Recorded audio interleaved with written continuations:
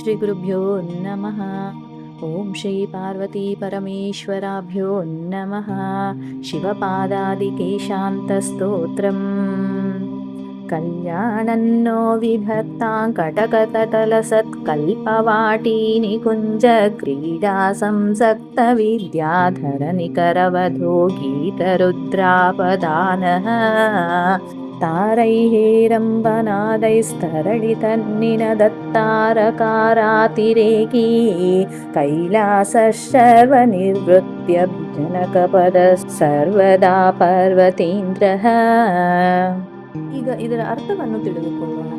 ಕಟಕ ತಟಕಗಳಲ್ಲಿ ಪ್ರಕಾಶಿಸುವ ಸುಂದರ ಕಲ್ಪವೃಕ್ಷಗಳ ತೋಟದಲ್ಲಿ ವಿದ್ಯಾಧರರ ಸಮೂಹದ ಶ್ರೀಯರೊಂದಿಗೆ ಕ್ರೀಡೆಯಲ್ಲಿ ತೊಡಗಿರುವ ಶಿವನು ಅವರ ಗೀತೆಗಳೊಂದಿಗೆ ನಾದಿಸುವ ರುದ್ರ ತಾಂಡವದಿಂದ ಆ ಆಕಾಶವೇ ತುಂಬಿ ತುಳುಕುತ್ತದೆ. ಹೇರಂಬ ಅಂದರೆ ಗಣಪತಿಯ ನಾದಗಳು ಮತ್ತು ದೇವತೆಯ ಸ್ವರಗಳು ಸೇರಿ ನಕ್ಷತ್ರಗಳೆಂಬ ಮಿನುಗುವ ನಾದಗಳೊಂದಿಗೆ ಗರ್ಜಿಸುವ ನವಿಲಿನಂತೆ ಕಂಪಿಸುತ್ತದೆ. ಅಂತಹ ಕೈಲಾಸ ಪರ್ವತವು ಶಿವನಿಗೆ ಆನಂದಕ್ಕೆ ಕಾರಣವಾಗಿರುವ ದಿವ್ಯ ನಿವಾಸವಾಗಿದೆ. ಸರ್ವಕಾಲವೂ ನಮಗೆ ಮಂಗಳವನ್ನು ವಿಧಿಸಲಿ. ಶ್ರೀ ಗುರುಭ್ಯೋ ನಮಃ.